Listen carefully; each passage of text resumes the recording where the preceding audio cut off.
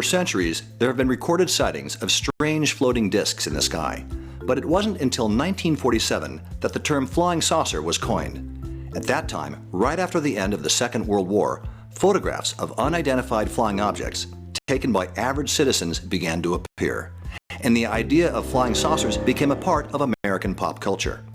Being oddly shaped and possessing no visible control surfaces, the flying saucers were thought to be the product of an advanced alien race.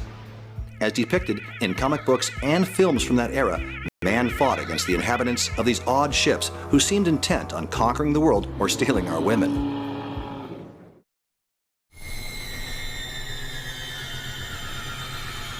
In 1956, Forbidden Planet was released.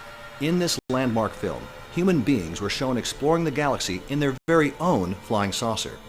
The innovative C-57D had a rotating engine light on its underside, 3 retractable landing gear, deceleration tubes, and a centralized control center surrounded by a glass bubble that held a miniature version of the ship. These features are the common DNA that show the ancestry between the C-57D and the Jupiter 2. Another ship that has links to the Jupiter's design was the Proteus, a submarine seen in the film Fantastic Voyage. Designed and built right before the Jupiter 2, many of its exterior and interior construction details would influence the next vehicle that was on its way to the launch pad. Lost in Space was first aired on September 15, 1965. The centerpiece of the show, the Jupiter 2 spacecraft, was unique for 2 reasons. The first was that it was to be manned not by astronauts, but by a family of space pioneers. The second was that it was a flying saucer. The comfortable and clean design of the Jupiter 2 was light years beyond the cramped and tubular NASA spacecraft of the day.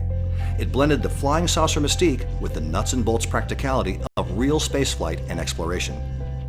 This unique combination of the practical and fanciful created a one-of-a-kind vehicle that was a thrilling ticket to adventure. Throughout the 3 years of the production of Lost in Space, there were many versions of the ship that were used, each with its own unique proportions and features. For the original pilot, the ship was called the Gemini 12 and had only a single deck that fit neatly inside the hull. When the show went into production, the ship was renamed the Jupiter 2 and was modified to appear as if it had room for an added lower deck. The miniature version of the ship was 4 feet in diameter and had a graceful curve to the upper hull. This was the most commonly seen full version of the ship featured on the series.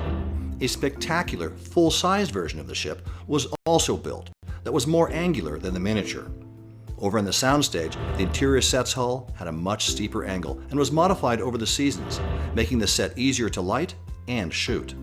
The interior of the ship also evolved as the concept of the ship changed from one that was automatically flown by a computer to one that was piloted by the crew.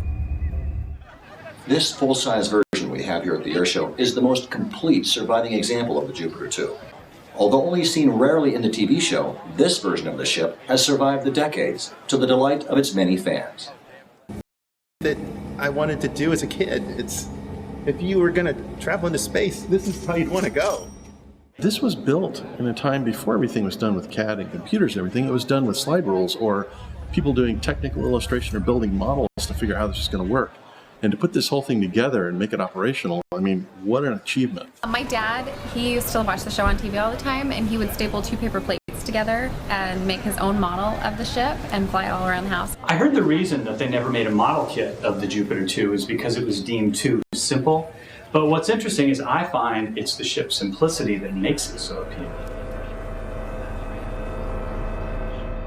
It really was interesting how they were completely dependent upon that ship to survive, that and their wits, to kind of make it in this. Basically, it's kind of like the frontier. It's kind of like a covered wagon, and the horses have gotten away and run off and left them.